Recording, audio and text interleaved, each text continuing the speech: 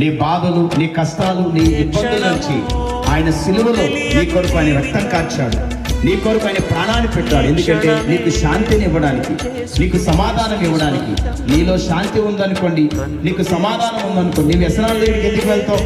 ఈరోజు ఇంట్లో ఎంతోమంది సమస్యలు, కుటుంబంలో అక్రమాలు, వ్యభిచారం, ఎంతోమంది భార్యలు, ఎంతోమంది భర్తలు ఎన్నో తప్పులు చేస్తున్నారు. పిల్లలు ఎంతో అనాథలైపోతున్నారు.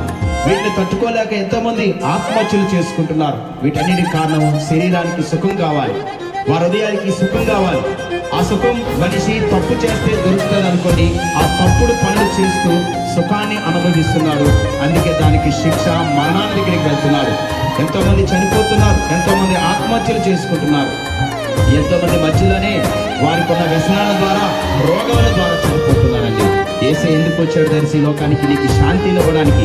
యేసయ్య ఎందుకు ఈ లోకానికి వచ్చాడో? నీకు సమాధానం ఇవ్వడానికి. అమ్మా, యేసుక్రీస్తు ప్రభువు